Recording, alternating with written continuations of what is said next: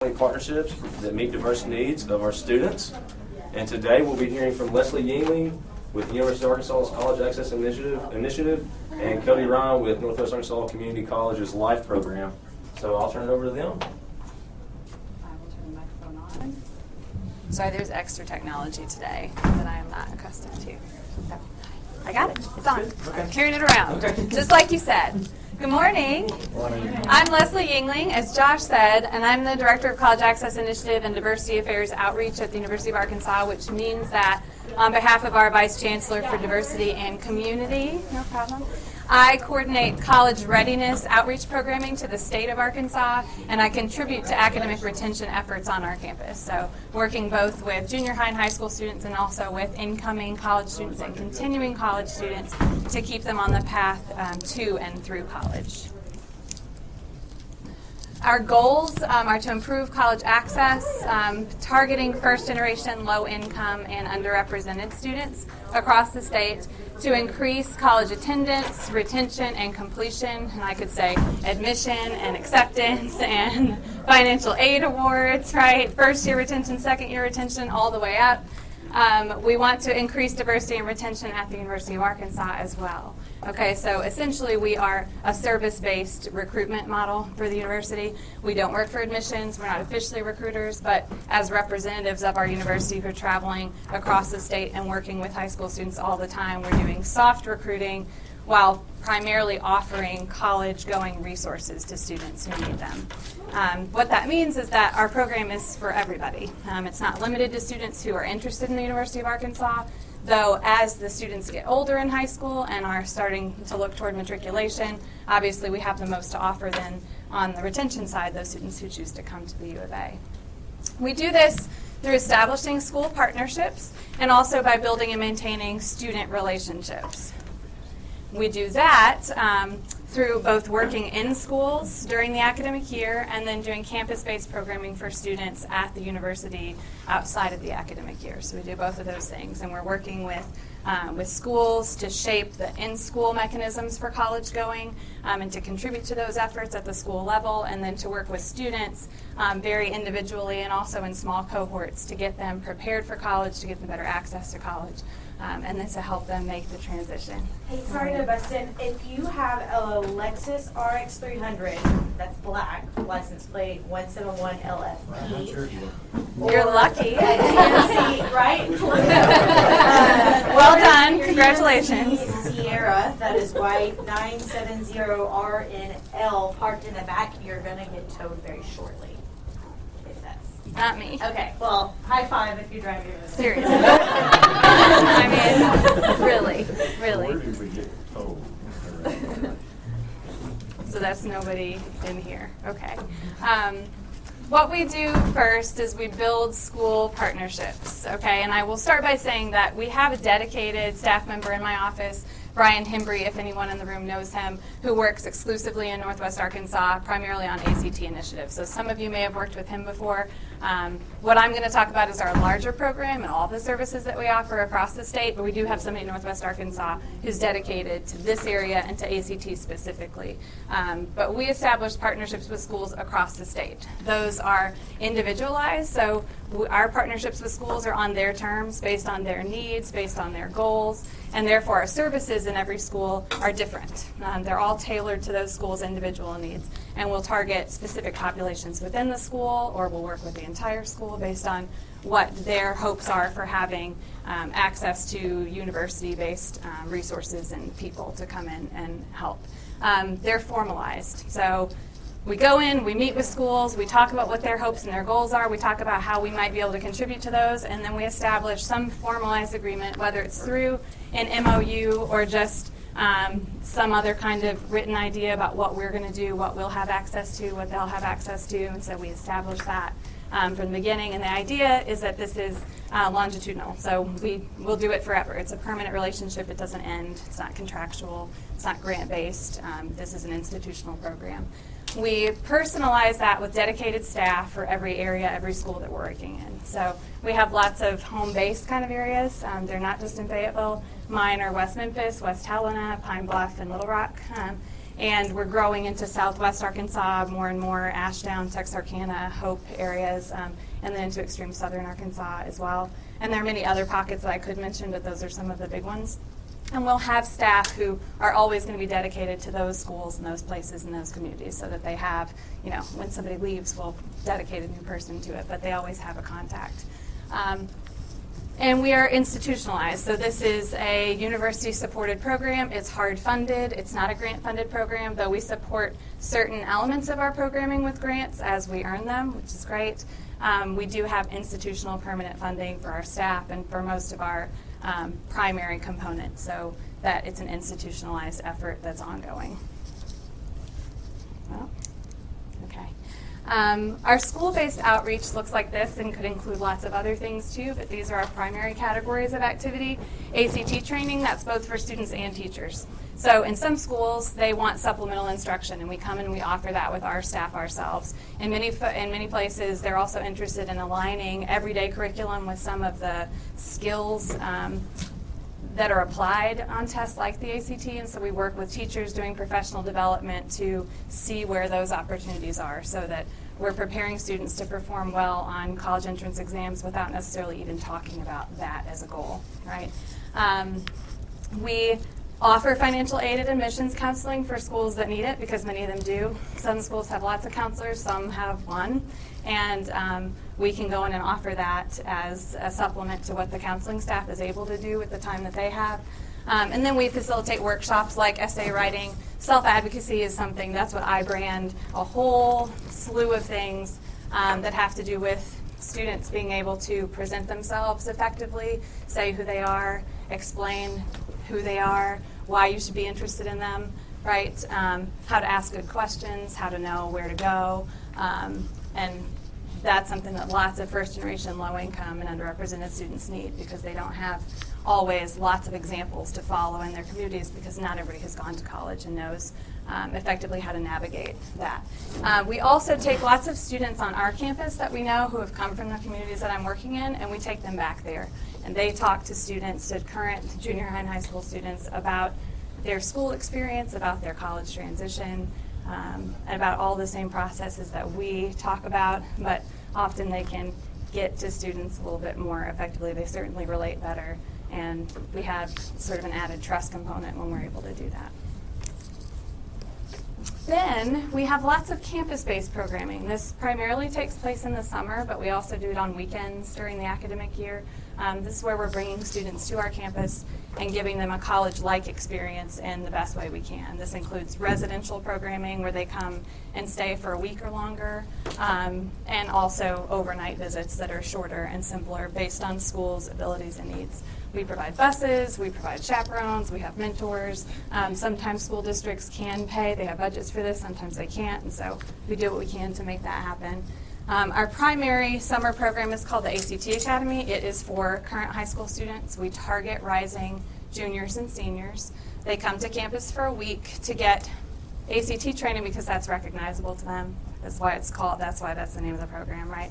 The ACT is not something that's the be-all, end-all to college access in the state, but it is something that in many of the communities that we're working in, the schools don't have the resources in time, people, or money to spend a lot of time helping students out with that test, and it's something that the students know now that they need extra help with, and so that's why we created a targeted program for that purpose.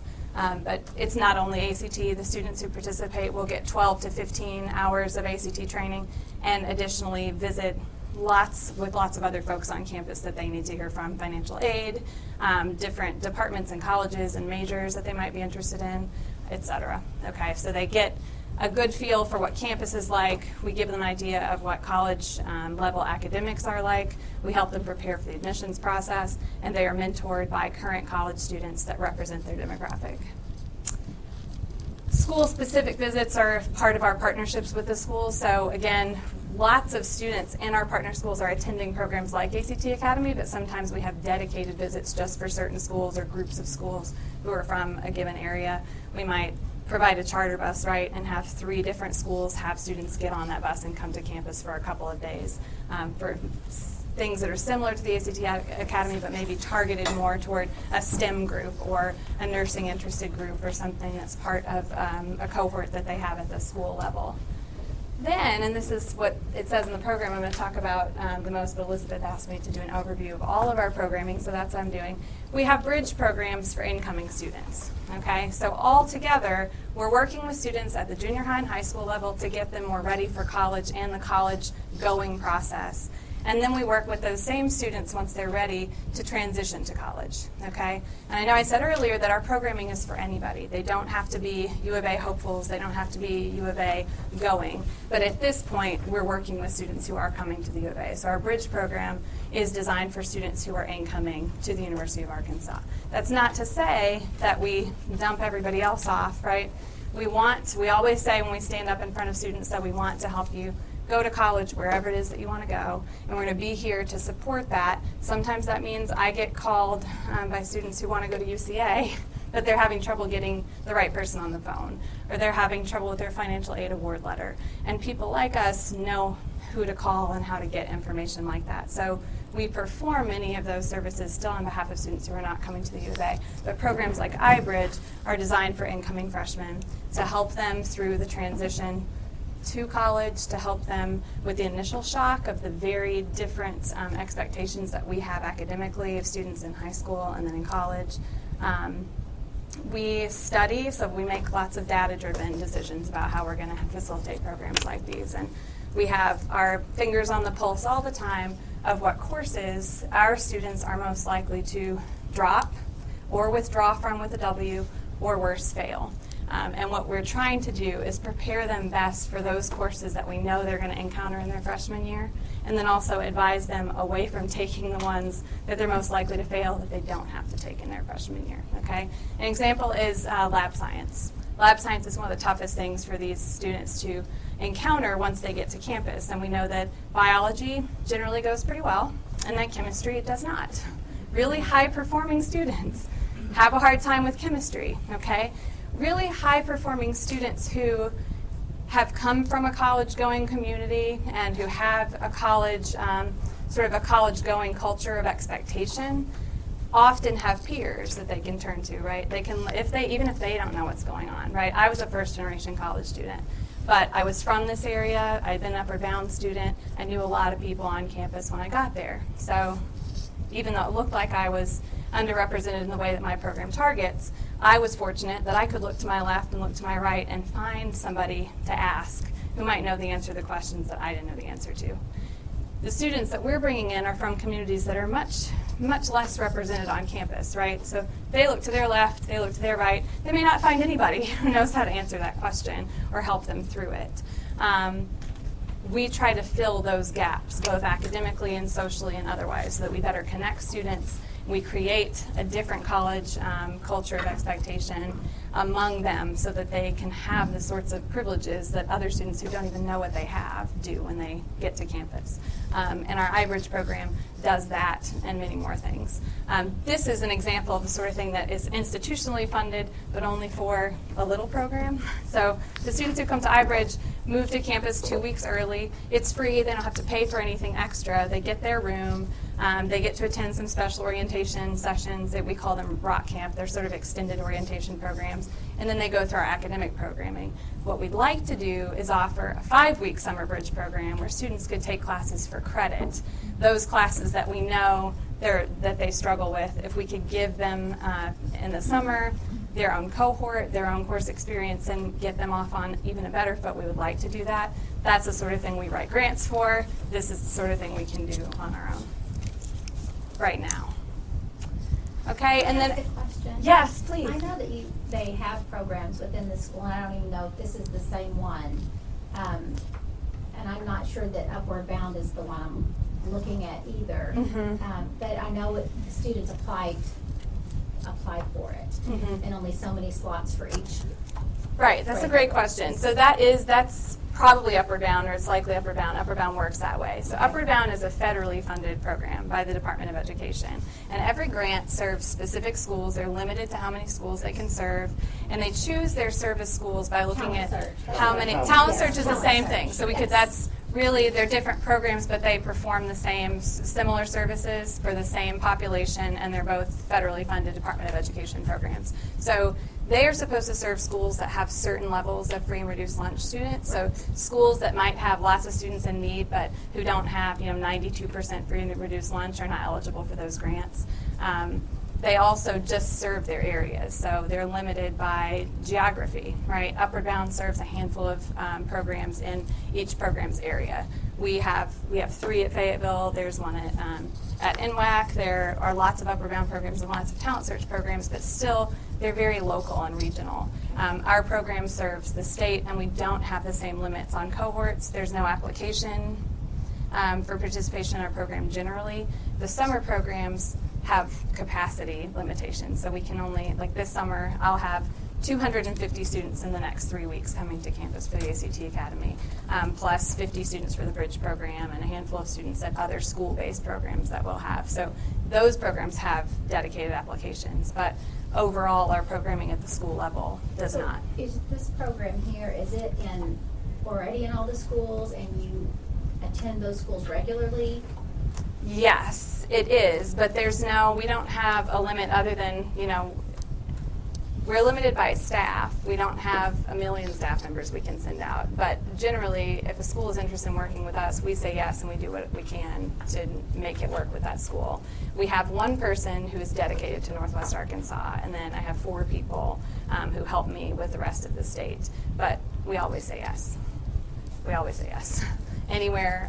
It's very easy for us to add partners in Northwest Arkansas, but we have so many home bases, like I said earlier, that it's pretty easy for us to establish relationships with other schools that we don't already have. So right now we don't have a quota, or we're not like saying these are the schools we work with and that's it. We're always growing, but we're also trying to deepen and strengthen our relationships in current schools so that we don't have a depth problem, right, where we have lots of reach but no depth to our actual partnerships. We don't want that problem.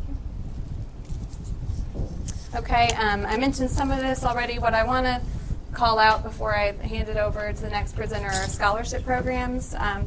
We are lucky here and there to get grant and gift support for scholarship programs that back up the rest of the stuff that we're doing. So I work very closely with diversity-oriented scholarships on our campus, which that's really the same population that I'm talking about in general, first-gen, low-income, underrepresented students, young women who are underrepresented in a particular field, students who are from counties that are underrepresented on our campus. It's very broad category diversity. So I always want to mention that so that we don't get the wrong idea about how specific it might be. We have a couple that exist already, Razorback Bridge and Silas Hunt scholarships that are for those students. We also, my program has, through support from the Walton Family Foundation, a scholarship right now, a GAP scholarship program for the next 3 years that will support 4 years of college for 3 different cohorts of students. We're working all the time to add to that kind of programming so that we have more opportunities to help students fill the gap. So students who may have a Pell Grant, they have the Arkansas Lottery Scholarship, but they still can't make up the $8,000 to $10,000 difference that exists between what they have and what it would cost for them to come to the U of A. We throw in extra gap money to make it more possible, and then require that they participate in the iBridge program to ease their campus transition, and that they participate in the academic enrichment program. AEP is what we call them. We have lots of different ones with mini cohorts based on where students are coming from and what they're studying. But basically, it's a mentoring and advising program that involves mentoring at the peer level from upperclassmen on campus, and also mentoring from me and from other staff members. We serve as sort of extra default advisors. We check in with students once a month minimum. We do mid-semester reviews, so we're on top of what their GPAs are. Basically, we're tracking them all the time, looking for red flags on their performance in class, and working so that things that seem, again, simple to students who know how to navigate the process, right? Like, oh, I'm not doing well in this class. Oh, I'm failing this class. I better drop this class while I still have the chance so that my GPA doesn't go down and I lose my scholarship. But then I'll have to add more hours, because if I keep my GPA up but I don't earn the hours I need, then I'll still lose it. You know what I mean? It actually gets pretty complicated, right? So we're doing extra work with fewer students. So my caseload is going to be much smaller than an advisor in the Fulbright College of Arts and Sciences, right? Right now, it's much smaller. And we share that among all of our staff, so we have the opportunity to keep relationships with them and really have a very good idea about what's going on with them all the time, as much as possible. I also then hire the same students that come through our programs who maybe participated as high school students and then come to the U of A to mentor other students for our summer programs. Those are paying jobs. And I really do think that all of that works together as a retention mechanism, because even students who are struggling, when they then are in a role of leadership and mentoring with younger students who come from their home communities, you can see them rededicate themselves to their own academic situation on campus, and that helps a great deal as well. That's it.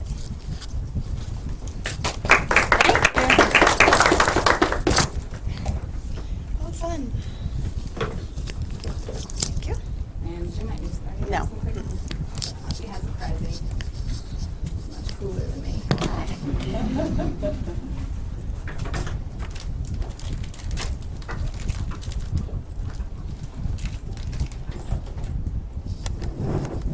Thank you. Good morning. Gotta get out of that light, it blinds me. My name is Cody Ryan, and I work at Northwest Arkansas Community College in our Global Community Center. I'm going to explain a little bit about what that is and the program here in a second, but I also want to introduce Luis Ramirez. He works with me on this program that we're going to talk about today, and you might hear from him in a second as well. I said I'm the Assistant Director of the Global Community Center, and Mary Machir is here today too. She's actually the Director of the Global Community Center. So it's kind of strange. I mean, you're talking about all this great, huge programming, and I'm a little envious. We are obviously much smaller than U of A, but serve in a completely different role in the community, which we're really proud of as well. The Global Community Center actually encompasses a lot of different things, and one of the things it encompasses is our international students. So those that are coming here on a visa and coming to the United States to study. That's one aspect of what we do, and the other is this program called LIFE. So we don't really have an umbrella of a lot of different programs, and I'm just saying that to kind of differentiate what we just heard from Leslie. We have this one particular program that is under our umbrella of the Global Communities called the LIFE program. And just so that it makes more sense for me, I wanted to find out kind of who we have in here so I can understand what we're talking about. Are you all teachers? Raise your hand if you're a teacher. Kind of. Okay, and are we elementary school teachers? Secondary. And then the rest, are we business professionals? No? What do we have the rest in here? Are we just community? School administrator. Okay. Are the rest school administrators? University. Okay. Just to have an idea. Do we have high school teachers or administrators? High school. Okay. Nicely Transition. for special education. Okay. Okay. So a lot of what our program, and I'll talk about, relates more to area high schools, but hopefully we can kind of talk about how it can impact your schools or where it could go from there, or you can relate it back to your teacher friends that are in high schools or so on and so forth. Let's see, I felt like I was going to do something else before I started into it. Maybe not. Okay, so this is the LIFE program, and this was born 3 years ago at Northwest Arkansas Community College, and our goal was simply to reach out to the underserved, like Leslie was talking about, in our area. We started pretty small with grants. We just became institutionalized, which is exciting, so that we have a little more security in the program. So we're about to do our third year of this program, and it's basically comes down to a big summer program. We have a couple other things we do throughout the year. So we wanted it to be about education, but one of the other main things, and Leslie touched on a lot, so I think we have a lot of similarities, is empowerment. And we found that that's kind of the gap. I enjoyed at the panel, they talked a lot about soft skills. And that's something that we focus on too. Education is going to come through what we do throughout these 3 days, but we really, really also focus on soft skills. So this is a program that we, all throughout the year, we basically recruit for. And how we recruit is key to this program. And we recruit through NWAC student mentors, like Luis. He's one of our mentors. And they're not paid. I wish they were. But when Mary and I dreamed up this program, we decided that a key part of this was going to be to work with students. And I love what Senator Elliott said in the room of ask the kids. right? Ask the students. And I have found time and time again that that is key to what this program's about, and that's key to success for helping students. Probably you would find the same thing in your schools, I would assume. But every year since we started this program, I've worked with a group from 7 to 10 NWAC college students. And these are NWAC students who get it. They're doing it right. They're involved. They're keeping their GPA up. They're understanding the ins and outs of what campus is like. They're spending a lot of time on campus. They know the staff and faculty. They get to know the culture, for lack of a better word, just the culture of the college. So they really understand it. And here's the other key about the mentors, is they felt like they could have used more help in high school themselves. So without getting any paid, they're dedicating probably 50 to 60 hours a semester to this program because they wish somebody would have done it for them. And I can't talk enough about how key that the mentors are to this program. We work very closely together. I admire them all so much for what they do and dedicate to this program just because they wish somebody would have done that for them. So the mentors go and they recruit throughout mostly the spring semester to invite these students to our 3-day summer program, okay? So the way we kind of market it is there's lots of learning, lots of fun, and lots of possible awards. The awards are our carrot. We also found when I interviewed our mentors the very first year, they said, we need some carrots. We need something to dangle in front of these young people and say, you want to come do this. Don't be afraid to come on the college campus. Let me define a little bit underserved. It's such a general term, right? That's kind of became our safe term to use for all sorts of programs, I feel like. But what it tends to be for our group, what we've seen, over 90% of the students are Latino students that participate in the LIFE program. And these Latino students are amazing students. A lot of them are the students that Senator Elliott was talking about that might be DACA students, or they might not have even qualified for DACA. If you're familiar with what that is, it's not the DREAM Act. It was the other piece of legislation that came out a couple of years ago that has given them a little reprieve from some of the things that these students have going on. So that's what a lot of our students are, but not all of them. Some of them are financial aid eligible and things like that. But so these are students who have lost hope, maybe, or don't know what to do. And here's another key piece. They have emotional support at home. Usually, most of them have emotional support at home. So their parents say, yes, my son, my daughter, please get an education. That's all I want for you. That's all I dream for you. Please get an education. But I don't know how to help you. And I don't know what steps you need to take. And I don't have any clue what you need to do. But please do it. So that puts a lot of pressure on our students. They want to do it. They want to believe in themselves. Their parents are saying you should do it, but how?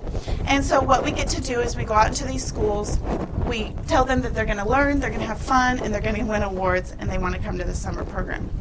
So Luis, can you go to the next slide? So again, I've already talked a lot about this, but let me explain a little bit more. The empowerment side. They come on campus for 3 days. It's coming up in 2 weeks. July 1st, 2nd, and 3rd is going to be this year's program. And we have 2 key parts of our program, and we believe that these 2 key parts are very important for the students that are coming through our program. One is the educational side. So we have NWAC staff and faculty that talk about education, of course, what the admission process is to go to college. We have people that talk about financial aid. We have people that talk about scholarships. And this year we have a student who just graduated from NWAC and is transitioning to U.of.A. And he did not qualify for financial aid. And he didn't qualify for a lot of scholarships, so he's pretty much worked his way through college. So we have a student that's going to be in this money session also talking about how it's possible to work your way through college. So we're really excited about offering those 3 aspects: financial aid, scholarships, and working your way through college. So we do everything from the educational perspective. We get them around campus. We get them familiar with what a classroom setting is like. On our application, it says, what do you want to know about a college? And one of the main things that they put are, what are classes like? So we're talking foreign language here, right? Syllabuses. And they're used to going from Monday to Friday from 9 to 4:30, and all of a sudden now we're telling them, hey, you could get all your classes in just Monday or Tuesday. You have to go to school Wednesday through Friday. And so this is completely new for these students. And so we're going to introduce them to what that's like, what responsibility looks like to be able to handle something like that. So that's our educational side. And our other side is empowerment. We wanted them to know that they have all these people behind them. I think that that's something that students don't understand. They have no clue that we come together at the summer and we're talking about them. I mean, they have no clue that they have a whole community that wants to see them do better. And so we thought, let's show them that. Let's make sure that they can understand that it's not just NWAC trying to recruit them, because like Leslie said, a lot of our students transition straight to U of A or other places, but we're about anyone who wants to come, and mostly they're getting information out of these NWAC mentors helping them. But we wanted to give them that empowerment piece. So we've invited people from the community. Giovanni Sarmiento, he's with the Rogersville Chamber of Commerce, for example. He has come and spoke. He's also part of NWAC's Board of Trustees now, has become that since he's been helping us at the LIFE program. We've had people from Walmart. We've had people from Sam's. We have had some key people in the DREAM Act DACA world, such as Mireya Rife. We've had some really great, outside of NWAC, outside of education, people that we've invited to come to the program. So what we hope to accomplish with inviting those people into the program is that understanding that there's a larger part of the community for them to succeed. Does that make sense? So I think that we've done a pretty good job at doing that, and I think that the students have come through, actually come out of the program a lot of times feeling like rock stars, which they should. They feel like, hey, I've got support. I know some people on campus now because I befriended a bunch of these mentors. So when they are done with their 3-day program, July 1st, 2nd and 3rd, we have a large amount of seniors, and our seniors, we're hoping, we have a couple different types of seniors. We've been going through their names. A lot of them are ready for orientation. I mean, they're ready to take their first steps to come to NWAC. Some of them haven't even filled out an application, okay, because they don't think they're going to go to college, or it's not for them, or they're not interested. So again, our mentors are going to talk them through that. Some of them aren't going to go to college. Some of them have to get a job, and they have to. Okay, that's their means of survival, is to get a job. Some of them just need the support, somebody to tell them, hey, you could. So that's what our mentors get to do. Some of them will actually end up filling out an application and succeeding in NWAC after they spend 3 days with someone like Luis. Okay, so that's a great thing that we get to do, is help them through that process. Something else I want to touch on is we have a lot of fun. And I don't know how familiar you are with the Latino culture. I had the great privilege of living in Mexico for 15 years, so I got to be really familiar with Latino culture, consider it my own. And all of the mentors that I work with right now are from some type of Latin American culture or country. And so we found it extremely important to incorporate fun. And I think the next slide maybe explains what or maybe I already passed it. But anyways, LIFE stands for Learning, Improvement, Fun, and Empowerment. So I've already talked about the learning and the empowerment. The fun aspect is key, and it's really branded, I think, what this program is. I'm talking like last year, this is how we opened up our program, okay? The morning came, we had about 100 high school students in the room. We turned off all the auditorium lights, and everyone was like, oh my gosh, what's going on? And the mentors turned music on as loud as they possibly could, and all 8 of them came out on the stage with glow sticks, tossed them out to the crowd, and they had a choreographed dance that they had put together throughout the semester so that they could create that feeling. And then they ended up Congo lining it through the auditorium for about 20 minutes. So that's the kind of fun that I'm talking about, that they get to experience. These students immediately, boy, that serves as an icebreaker. And I don't think that would work with every crowd, but for our Latino students, that is just, in the blood and part of it, we get to enjoy that, and we're getting to make that a comfortable environment for them. We do a lot of games, there's a lot of cheering going on for the team, so on and so forth. So that's a big part of what we do. If you'll go, I think that there's a picture of something. Well, these are our mentors this year. That was our program last year, so July 1st, 2nd, and 3rd. I feel like we might be running out of time, so just 5 minutes. Okay, really quickly, I wanted to, from a mentor perspective, see if Luis, you want to give him 1 or 2 minutes from a mentor perspective? Okay. Hello. Hi. Gotta put this. I think you have to. Hello. It's really nice being here. Really being a life mentor is really great. Trying to motivate students, go to school. But it's really difficult to actually get them motivated. Some of them, if you go talk to them, you ask them about it, you ask them what career they want to do. Most of them won't know. And because of that reason, they actually feel like maybe they don't need to go to school. Maybe not yet. Maybe they're not ready. But, that's not always necessary. You can take a few classes, maybe summer classes, just one or two. It's not necessary to be prepared for and have your mindset on a career. But, like I said, high school students are really difficult to get them to talk more, get them motivated. I'm just repeating myself, I'm sorry. But being a life mentor, you actually get the chance to know them a lot better. Get them to talk more about themselves. Maybe things that they might not even tell a lot of people. You get deeper into their feelings. So, yeah. Is it specifically for seniors? We have freshmen through seniors that we invite. And just quickly what Louise is saying, I used to, that when we first started, I went to the schools to recruit with the students, and everyone just stared at me with a blank look. And we found it's actually better when I don't go. They're much more successful when the mentors go on their own. They'll come back with way more applications than they'd ever bring. If I were up there and they can't relate to me, they're much more successful, and they get told lots of things. So in a nutshell, that's the life program, and I guess we might have a few minutes for questions. Oh, and we brought you guys a gift. Talking about fun, we always give away sunglasses in all our programs, so we brought sunglasses for you all. But any questions, I guess, for either one of us? Did you say what schools you recruit at? We've said Bentonville, Harbor, Springdale, Heritage, and Rogers, just those big five that we're kind of surrounding, and that's where the majority of our pool comes from to go to NWAC anyways. But this year we have somebody from the Benton County School of the Arts. We have Grove. Which one? Prairie Grove, the New Tech High School. So we're really open. It's just the recruiting efforts. I was going to say about 75% of my college-bound kids at Pea Ridge go to NWAC. I would love if y'all would come to Pea Ridge. Yeah, okay.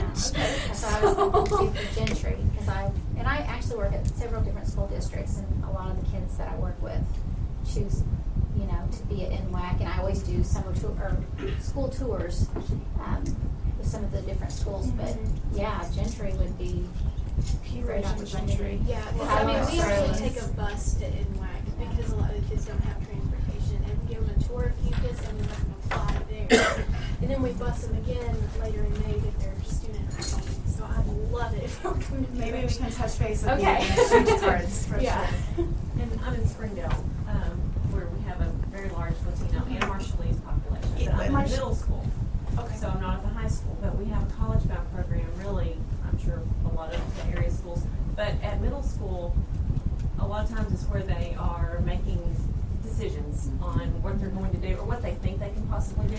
So we take kids to NWAC, to the U of A, to Fort Smith. I mean, we really take them to colleges in middle school. So I know you're going to the high school, but oftentimes if it's not in their mind at the middle level or junior high, sometimes by the time they get to high school, they may have already dropped out or that's not for them. So I would just encourage you, we would love to have you enroll in Tyson Middle School in Springdale because we have college-bound meetings every month. And so just to come and talk, and relate and that kind of stuff, that would be fabulous. So maybe we could get your information from all of you. So Andrews went off a little quick. I your have email. cards. Okay, great. Right here at the edge of the table. Thank you. One additional point, I know that Stephanie and I visited a little bit during our first session. We have the U of A, we have Phoenix, Harding, JBU, NWAC. We very seldom mention NTI, all right? Yeah.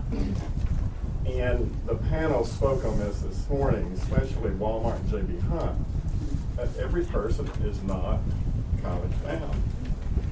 And I noticed when I was at West Fork with the talent search, everyone wanted to be part of that because they wanted to be part of that, not because they wanted to go and that they were going to college. But they almost feel like they're a failure if they're not part of that college track. And I know at high school graduations, I know West Fork had $1.2 million worth of scholarships awarded to about 100 students. Springdale was close to 10 million. What percentage of that is going to be used? Probably very little, or maybe half. So what are we doing and what can we do?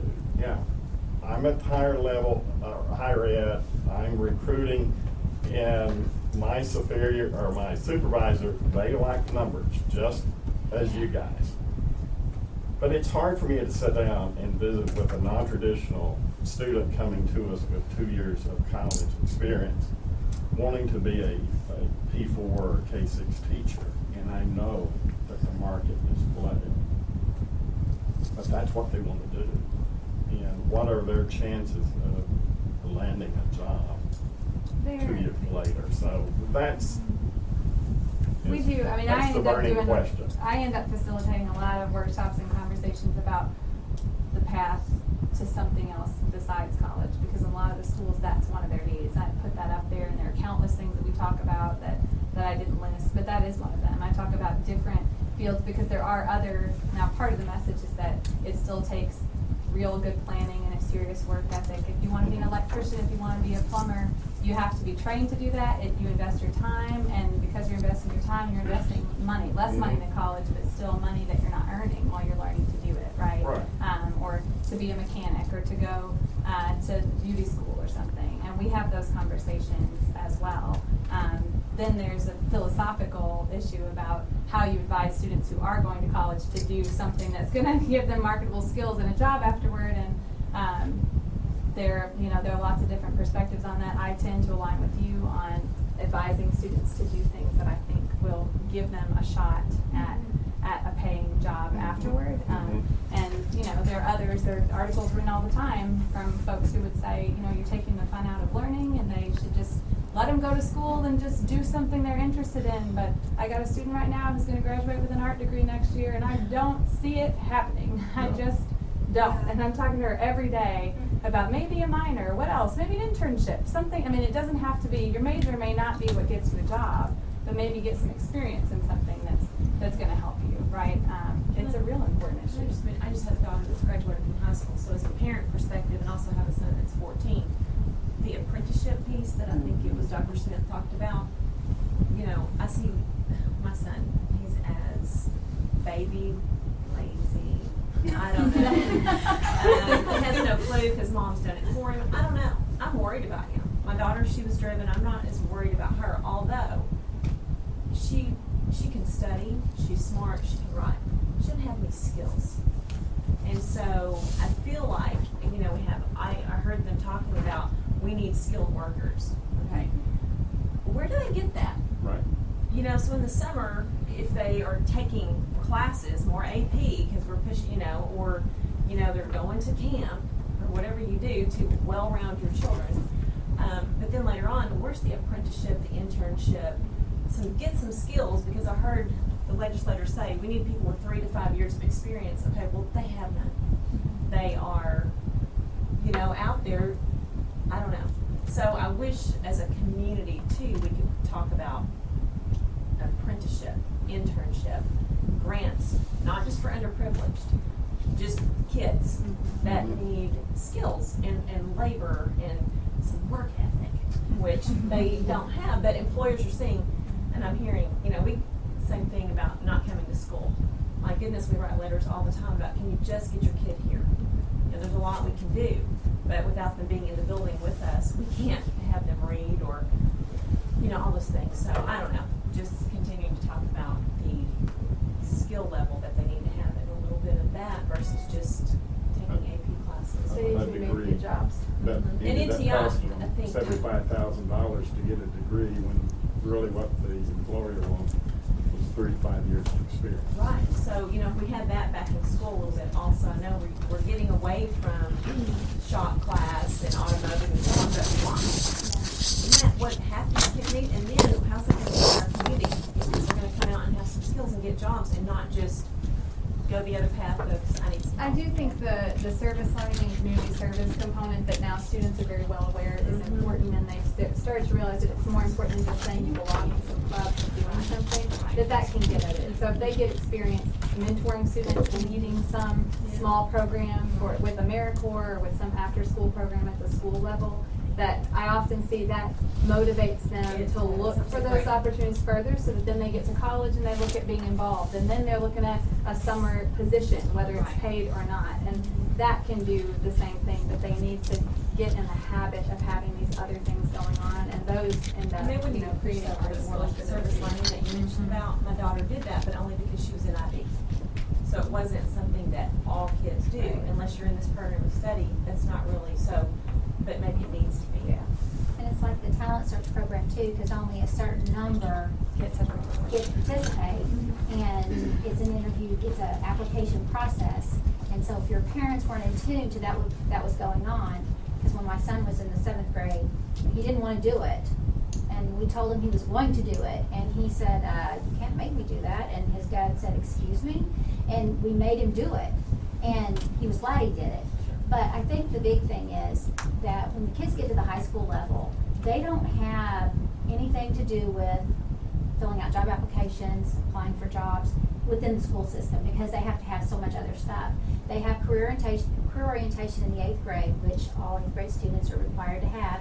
But if you do not have a teacher that loves that class and can teach it the way it needs to be taught, they're not going to know about all the different job opportunities. I taught that class for 20 years, and that was not my degree. And I loved teaching career orientation. We did the job interviews and we did the job shadowing, but most important is helping those kids maybe not choose the career they're going to end up with later on, but having a choice, because this young man was right. By the time they're seniors, you'll ask them what they want to do. They have no idea what they want to do. My son right now, not quite sure what he wants to do. He thinks he wants to be a lawyer, but that's because his dad's a lawyer. I mean, you want to guide them, and it's going to have to be like that younger age, 8th grade, where they have that career orientation, where they get to go to the job interviews, where they can do the job visits at that age if the teacher will take them. I think it's real important at that age, because that's where it starts for them. Or could that be a career fair that we have in our schools and bring it, because you can't always take the parents don't take, so reaching out to businesses Absolutely. of Coming in, yeah. So maybe we need to do a better job. Maxed out